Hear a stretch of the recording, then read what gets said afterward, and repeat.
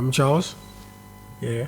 What I was encapsulating in this piece was to let you know how Christ is, who he is, and how valuable he is in my life.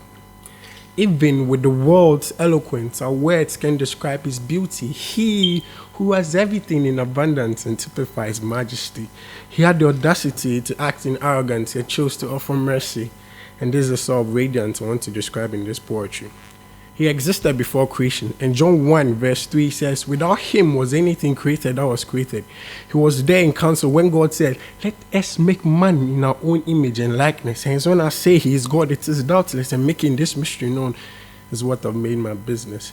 He saw man rebel in the garden, yet when the Father chose him as the appointed seed that will crush the serpent's head, he acquiescently obliged. The Old Testament was written in types and figures. Apparently, this is what Paul said. It is a shadow of the good things to come, and he, Christ, is the substance. So on that mountain in Moriah, when God refrained Abraham from offering his son Isaac to prove his love, he said, I will provide.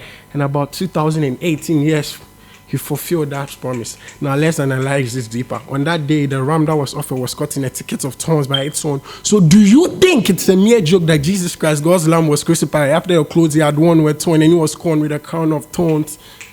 Joseph was also betrayed by one of his own. But unknown to Jesus and his brothers that their kiss of death will be exchanged at heavens for X that cries will rise into life and offer us a romantic fellowship with the Holy Spirit. Just as Joseph's brother betrayed him to the Egyptians, they didn't know that God would use their greed as a catalyst to speed up his reactions of peace from pit to Potiphar, Potiphar to prison, prison to Pharaoh, and from Pharaoh to prime minister. I stand here to proclaim, pronounce, and promptly prescribe such precious promises for you as a prophet, panegyrized by the power of God.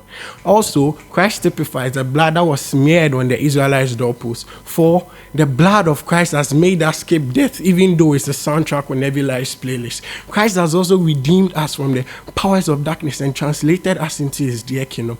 John chapter 3 verse 14 and 15 says, just as Moses lifted up a bronze serpent in the wilderness, even so shall the Son of Man be lifted up, that anyone who believes in him should not perish but have everlasting life. All you have to do is just confess him as your Lord and personal Savior, because though he's not a teller, he still has the ability to clear and credit to account of all the transactions since currencies as debits from your ATM.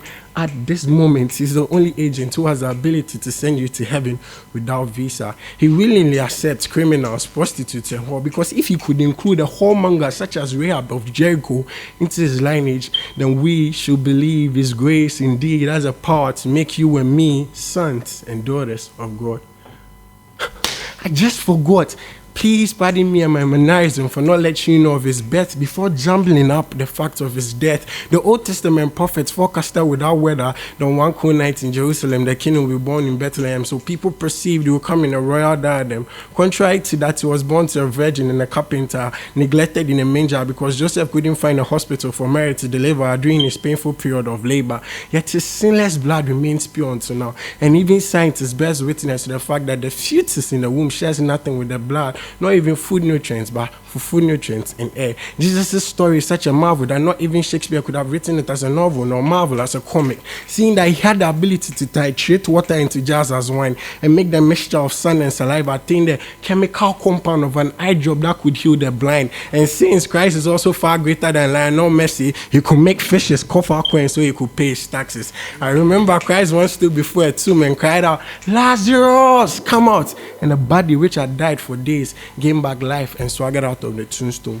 But man was never satisfied with any of these miracles. Rather, they wanted his life instead. So they convinced Judas with 30 pieces of silver to betray the life of his friend in this stead. And when they had come to bound him in the garden, Peter slashed off the ears of one of the guards. Yet this was not enough to deter their elders from being murderers just after Jesus had patched this same ear without stitches or scissors. Christ was summoned before the Sanhedrin. Yet the chief priests and rulers leveled various forms against him. And Christ, being the full embodiment of all of this world's wisdom, could well have recited every knowledge in this world off head like this spoken word, but for the price of our salvation he kept his silence. His sentence after that conference was death by crucifixion. The soldiers whipped him in flocks, they auctioned his clothes by casting lots, and even made him walk naked and in tattered clothes as though he was modeling for Kanye.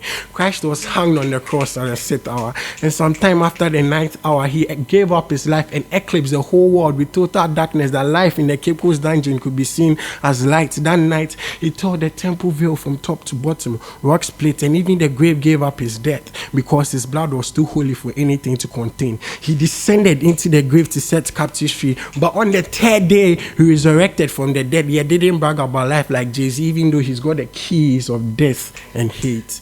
Christ has risen, seated on the right-hand side of the Father as our intercessor, saying that we all should come to him. And if any of you here partakes of his communion, your words are going to be sanctified and made holy, to be condemned, accused, tried, convicted, or even put behind bars. Christ is also on the right-hand side of our Father as our intercessor, saying that we should boldly come to the throne of grace, that we may obtain mercy and find grace to help in a time of need. Hebrews 4:16. God bless you.